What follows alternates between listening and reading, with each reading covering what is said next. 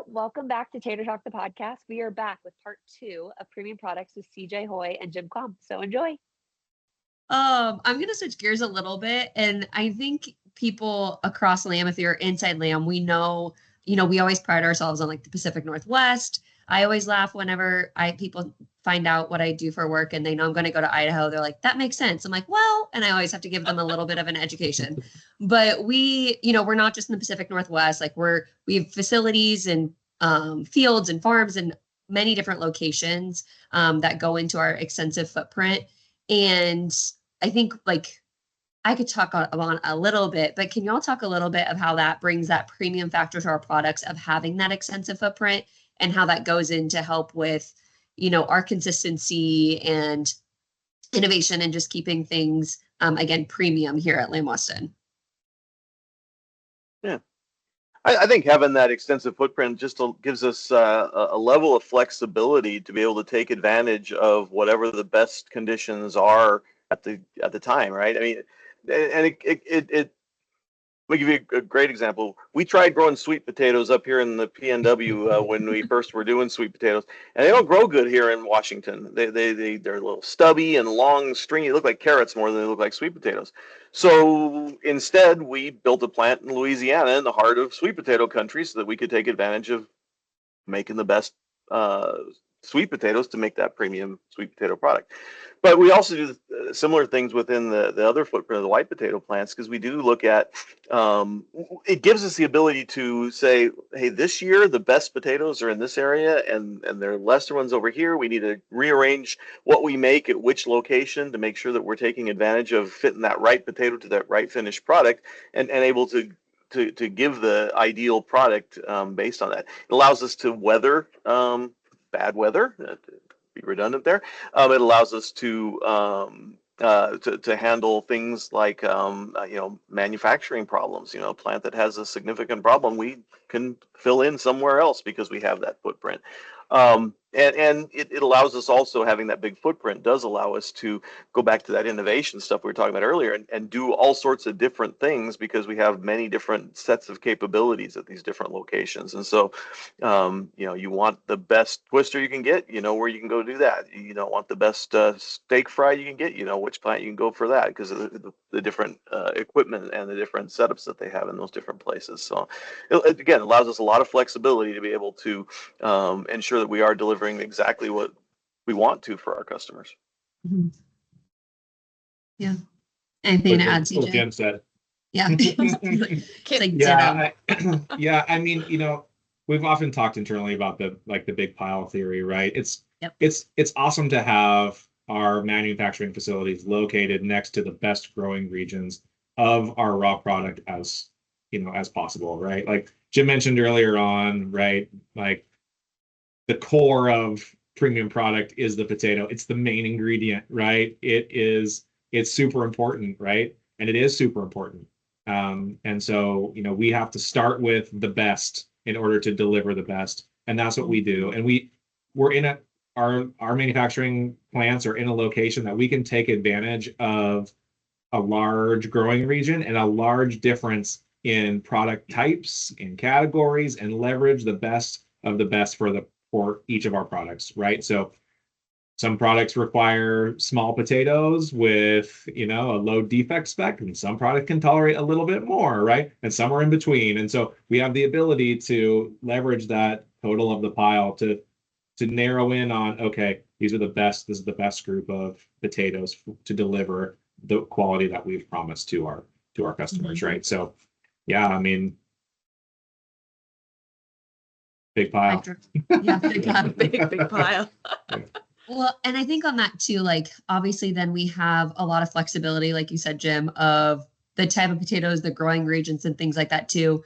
But then by the nature, we don't have one main hub of manufacturing, right? Like there's different plants and there's different people. And I think that goes into a lot of the training that we do on the back end for that consistency. And I think that's not just consistency of like the product, but of how we're going about things. And I know I've had the chance of being able to go through PQ or sit in PQ or PQ training before. But can y'all talk a little bit about what that is for those that don't know in plant leadership? I think people who don't touch anyone in the plant have no idea that there's this, whole week-long training that happens, and how, I don't want to say intensive because that makes it sound like really laborsome, but it is. It's like there's a lot of information that is gone into that week of training and programming. Well, more than just the week of training and programming, and for the folks in the plant, there's a year of self-study done on site in the plants to make sure that they dig in depth to each of the 8 sections in PQ that we talk about. I'll tell you, when I first started with the company, it was something that was impressive to me as a new hire to say that they care enough about this. I was in Idaho. They're going to ship me all the way to Washington for a week, put me up in a hotel so that I can listen to the experts tell me all about the business and the company and what things I need to learn so that I can be successful in that company. And the nice thing about process quality is that it's those 8 different sections. These are the fundamentals of our business, and we're taking that time with our new hires to teach them the details of it and give them that experience with the mentors in the plant as they do that year-long self-study to really learn the details behind it. As you said, a week of it is pretty intensive. There's a lot of information that's given there, but you just are skimming the surface. Some of them, I taught the processing section for years, and you can't learn processing in 4 hours in a classroom setting. You have to go back to the plant and spend months learning how the equipment works and and even then you're just getting an introduction to how to learn that process. But because that is foundational to our leaders in the plant, those are the folks those entry-level leaders are the ones who then progress into higher and higher positions of authority, having that common ground to go off of. And a key piece of what's taught in PQ is how to understand the potatoes and why they're an important part of it, how to understand how to turn those potatoes into a finished product. What does it mean to have a quality product? How do you understand the laboratory equipment that goes into measuring those things, right? I mean, and even simple things like there's a whole section on statistics, so you can understand why we use math the way we do to prove out how our products are. So it is a really nice program, in my opinion, because it does give a good foundational set of knowledge to all of our entry-level folks that they can then carry throughout their careers. Mm-hmm. Yeah, that's what I was going to say. It's the foundation. It sets the stage for what premium is, right? It makes it so that everyone has the same lens to look through of what quality and premium consistency means at Lamb Weston, and how do we deliver it, right? And then as you progress in your career through the plants, there's a secondary course that's called Advanced Potato Process Training. So PQ is the beginning, and then we get deeper as you grow, right? So I've never taught PQ, but I've taught Advanced Potato Process Training, right? And so you take that group that has learned and has grown in the plant and understands it, and now it's okay, what's the true root and science behind why we make the decisions that we make, right? So we can really fine tune a lot of the understanding in our processing facilities around why we make the decisions that we're making and how it's impacting the finished product in the line and the characteristics and all that stuff. And so there is a true dedication to premium quality and consistency within our organization, beginning when you begin in the PQ and carrying through your career as you continue to learn. So I just want to drive that point home, right? We're just making French fries here, but we're taking our folks through classes that show them, well, here's the science behind how the starches react when we add heat to them, so that we can see the image of how a starch granulizes and crystallizes and gelatinizes. Yeah, so that they understand what it is they're doing when they throw it through the equipment. I'm glad gelatinization made it to this conversation. Hey, something sank in when I took APPT, right? That's right. If we have anything to add, I didn't know, Jim, we were going to find your moment, but I feel like PQ did it. I feel like you kind of took PQ and Your ran with it. eyes But listened. yes, you were ready to roll. And I just curious because Rachel, you said you took PQ. I feel like I've reviewed a little bit of it, but you said it's mostly for people in the plants. But if somebody was interested in participating in PQ, can they get a hold of somebody, or how does that process work? Yeah. Historically, we've taught about 2/3 of the students that go through each class have typically been plant-based folks, and about a third of them have been folks that have been like Rachel, who are kind of auditing the program, going to the class to get the experience and get that baseline knowledge, but without the self-study program behind it. So yeah, it's possible. The QA team is kind of responsible for administering the program, and that's who we could reach out to if someone's really interested in it. Of course, their boss has to be on board with breaking them free for the time, but yeah, it certainly is something. We have put a fair number of folks from. We've had sales folks, we've had people from corporate offices, marketers, a little bit everybody go through those classes. Yeah. There's probably so much to it. Yeah, and I mean, Jim, you kind of alluded to your experience at Lamb Weston and being here for quite a while. I know CJ, you have as well, but we have a lot of people at Lamb Weston, specifically in manufacturing, who have been here for 20, 30, 40 years, maybe even more. And I know Tom talks about that a lot on town halls to recognize those people. And we know that without that manufacturing talent, we really couldn't make premium products. So from your perspectives, what do we do at Lamb Weston that encourages that manufacturing talent to stay here and continue to work with Lamb Weston? You want to go first on this one, CJ? Sure. You want me to take it? Yeah. So go ahead. Oh no, I'll take it. I'll go first on this one, Jim. I've never worked in a manufacturing facility, but I have done quite a few plant trials and spent a lot of time around people in manufacturing facilities. And what I get is that Lamb Weston as a whole, but especially our plants, feel like a family or like a team. I think people tend to feel really valued, and I think they know that their work is making a difference. And within Lamb Weston, specifically within the manufacturing facilities, there's a deep sense of pride and ownership in what you do, and it's infectious throughout everyone. And so when you go in, when you're surrounded by people who are just in love with what they're doing, they have a deep sense of pride, and they understand how their role plays in making the best quality product coming out the back end. It's just easy to stay for as long as you do, because it's infectious, right? It's like you tend to stick together because you have the same level of interest and an awesome level of pride in what you're doing. I'll say, I did spend a lot of time in the plant. I'm one of these people you're talking about. I got 29 years with the company. Over 20 of that was in the manufacturing facilities, and I followed a fairly traditional career path. And I think that that's a big piece of it, right? It goes back to PQ. You hire somebody from, fresh out of college, or maybe they got a little world experience, or maybe they're one of the employees who worked their way up through the hourly ranks in the plant. You hire them into that supervisory position, you put them into a position where they then get to go to stuff like PQ and APPT.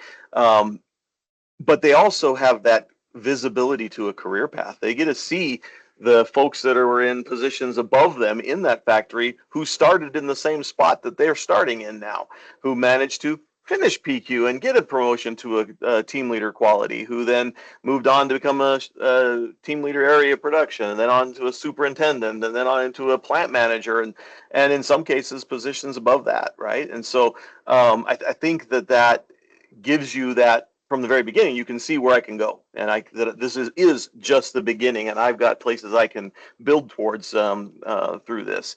And then, I think that, like CJ said, a lot of the that team experience you get in the plant, because there are so many folks there, and they are all pulling on the rope the same way, trying to get the same finished result. That's very satisfying. In some other parts of business in general, even in our company, there's sometimes where you feel a little more siloed, but in the plant, you actually do get a pretty good support network across it. I've said before, a lot of times when I was the production manager in the plant, there were certain days where QA was the problem, and we were all the QA manager that day, or maybe we were all the safety manager that day, and then sometimes everybody was the production manager with me because that was the problem. And so that was a very rewarding experience to have, and we see that in our plants pretty well. And then beyond that though, it also for folks like me who then choose to leave the plant, you do get you have that foundation, that background. So even now, like in this, people talk to me about what's going on in the factories. Well, you know what? I've got that. I know exactly what the factories are doing, what they're up against. In the role I'm in now, sometimes that means I'm advocating for them. I'm talking to the sales team about what a plant can and cannot do. Other times I'm advocating for the sales team to the plant, right? Here's what I know you can do this, so I need you to do it, right? So, yeah. That's awesome. I think it's just really cool to see. And like, Jim, you're a great example of that, of like seeing the growth opportunities in Lamb as well, but then also having that like well-rounded knowledge, I think is just really fun to see for in this specific instance, right? Like you're one example of that. But I think as we continue to talk to people, we'll be able to see how that is visible throughout so many different areas of the company. But I know we're running up on our time with y'all. I want to see, is there anything else? If we know we're going to continue these conversations with plenty of people, but that you both want to leave today without people knowing about premium products. And if not, it's okay. I just say, we all love French fries, right? I mean, that's kind of a near universal thing. And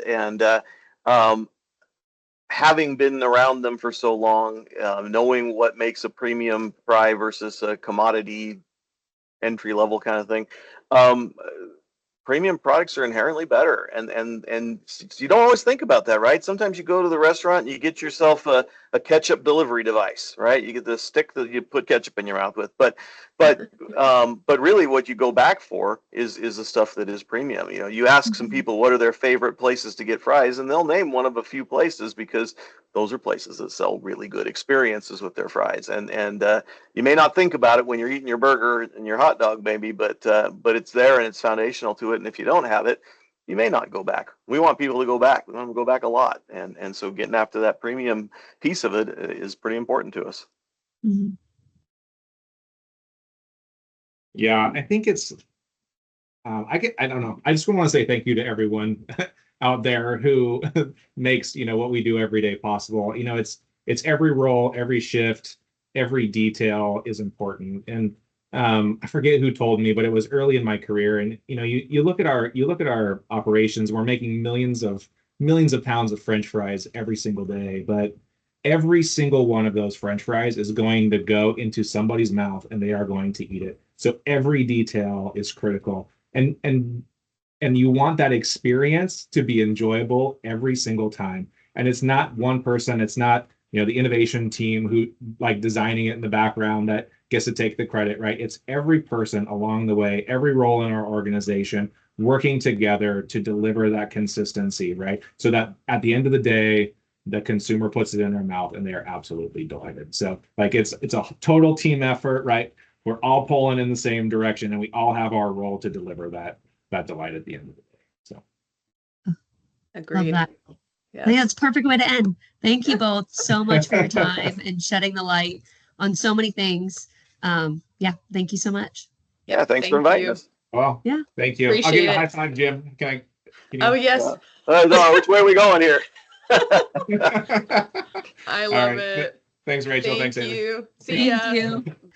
And that's it for today's episode of Tater Talk. It was so awesome having CJ and Jim on. Was like, their personalities were, I feel like, the perfect balance to each other, which was also really nice. But I just loved what CJ was saying there at the end about, I think it just really puts into perspective of everything we do every day, that like the tender, loving care of like everything that we make, someone's going to be eating, and all the process behind that, I think was just like the perfect way to like package everything up. Yeah. And I think Jim said it. It's just French fries, but it's not just French fries, right? Yeah.